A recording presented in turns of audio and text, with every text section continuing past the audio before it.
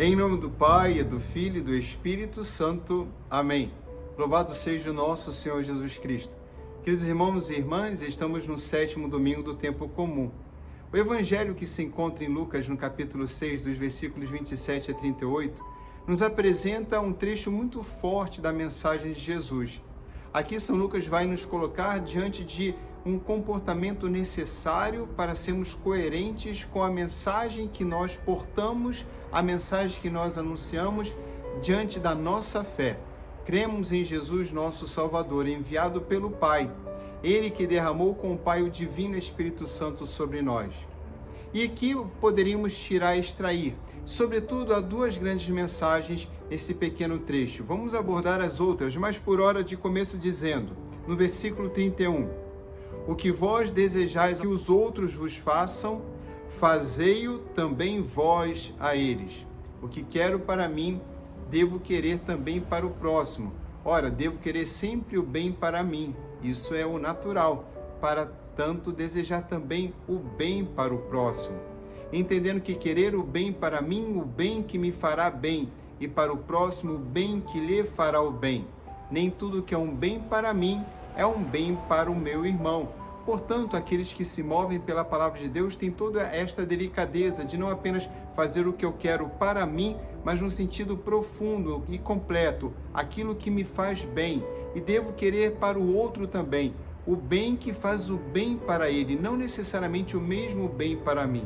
Uma outra mensagem mais adiante nós encontramos assim, do Evangelho de São Lucas. Jesus dizendo, a vossa recompensa será grande, e diz sobre nós, sereis filhos do Altíssimo. E diz, Deus é bondoso. E diz também, o vosso Pai é misericordioso. Portanto, a nossa identidade como filhos e como naturalmente trazendo as características do nosso Pai é sermos bons, misericordiosos. Isto aparece na primeira leitura retirada do livro de 1 Samuel, capítulo 26. Ali Abissai e Davi estão fugindo de Saul. Sim, o rei Saul, com 3.000 homens, deseja matar Davi. Abissai é o companheiro de Davi. E ambos têm a oportunidade de se aproximar do rei Saul no acampamento. A oportunidade de acabar com a perseguição que vem se estendendo. Mas Davi não faz isso. Davi não apenas não mata o rei, como também Davi não permite que Abissai mate o rei. Ele não apenas procura fazer aquilo que é certo e justo, como também ajuda e promove o bem e a justiça para aqueles que estão sob sua responsabilidade diante de sua presença. Portanto, como cristãos católicos, nós não nos preocupamos apenas com a nossa salvação.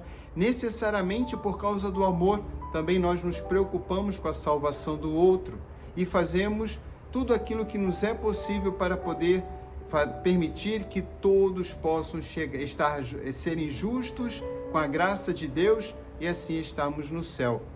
Em 1 Samuel, o profeta, o redator vai dizer, o Senhor retribuirá a cada um conforme a sua justiça e fidelidade. É assim que Davi foi realmente justo, o Senhor retribuirá conforme a justiça e fidelidade, ele foi justo e também fiel. Fiel e justo é o quê? Mais adiante ele diz, eu não quis estender a minha mão contra o ungido do Senhor. Aqui Davi mostra que a prioridade é o Senhor. Por causa do Senhor ele consegue fazer o certo. Não por causa do seu próprio coração, mas propriamente por aquilo que é de Deus, a sua palavra, a sua justiça. Consciente de que a fidelidade ao Senhor nos garantirá a todos uma grande recompensa. Porque esta recompensa também, esta retribuição ou recompensa aparece no Evangelho.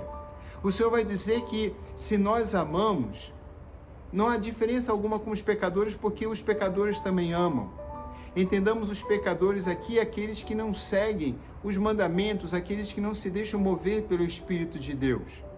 Aqueles que seguem outros deuses, outras normas, outras práticas, mas aqueles que são filhos de Deus, por meio do Filho, que é Jesus, pela graça e força do batismo do Espírito Santo, aqueles que vivem na graça, Sim, nós estamos diante da necessidade de testemunharmos a diferença entre nós e as demais pessoas com suas crenças e práticas, mesmo aqueles que, tendo recebido o batismo, preferem seguir o caminho do pecado.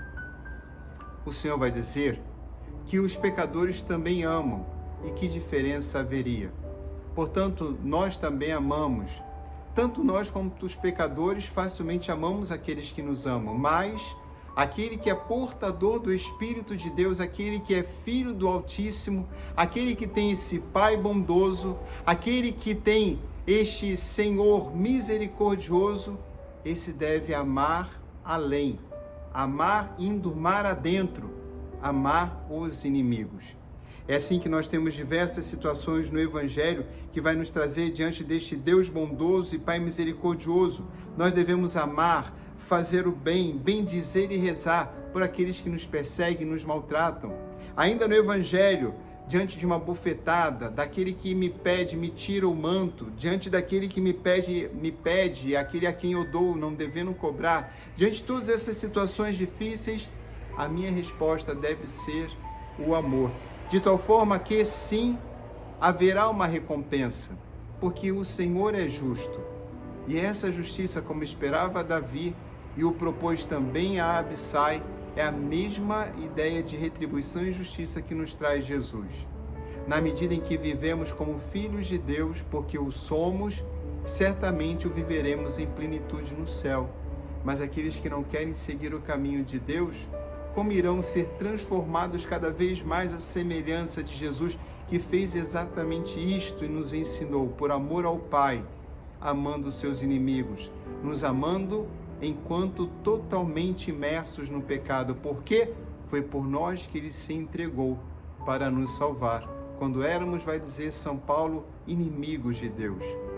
Temos, portanto, volto aqui neste ponto que nos traz São Lucas, tão importante do Evangelho. Nós temos um Deus Altíssimo do qual somos filhos. Ele é um Pai bondoso, é um Deus bondoso e um Pai misericordioso. Deus bondoso e Pai misericordioso. Ainda no Evangelho, nós vamos ouvir o Senhor nos dizendo que é necessário não julgar, não condenar e perdoar. Vai nos dizer o Senhor que se agirmos assim como devemos agir, nos será dado uma medida, uma boa medida, uma medida calcada, uma medida sacudida e transbordante. Aqui existe uma gradação, vai dizer numa homilia Juan Tauleiro.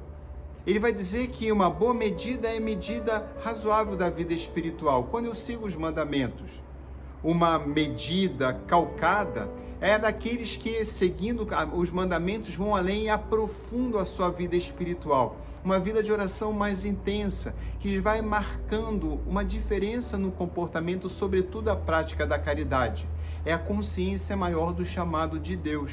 Não apenas viver como um cristão, fazendo aquilo que é devido, mas indo além a partir desta intimidade. Esta é a medida calcada.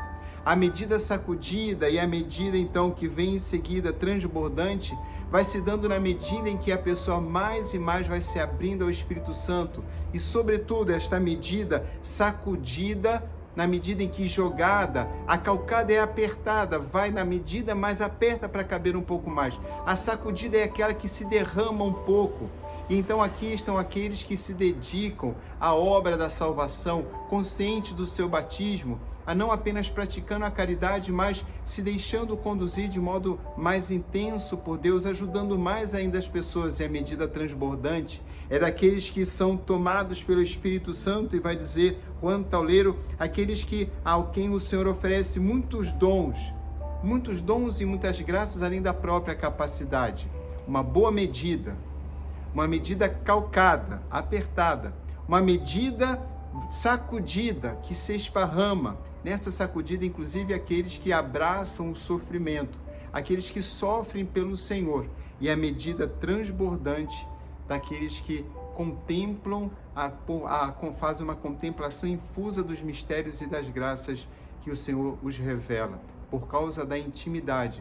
Vai dizer Jesus o pai, a Santa Catarina de Sena, e ela escreve isso no livro O Diálogo: se querem que eu os trate como servos, eu os tratarei como servo.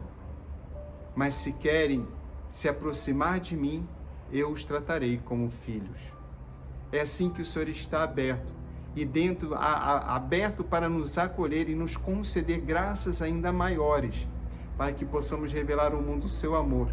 E assim a ideia de retribuição e recompensa se dá na medida em que o que vivemos na terra será recompensado, será espelhado de modo ainda mais abundante, porque o modo como agimos com as pessoas, sobretudo não querendo ser Deus, no sentido aquilo que é atributo de Deus, julgar, condenar e perdoar, nós entendemos que nós não devemos julgar porque cabe a Deus, não devemos condenar porque cabe a Deus, mas com o Pai, porque faz parte do amor, nós devemos sim perdoar.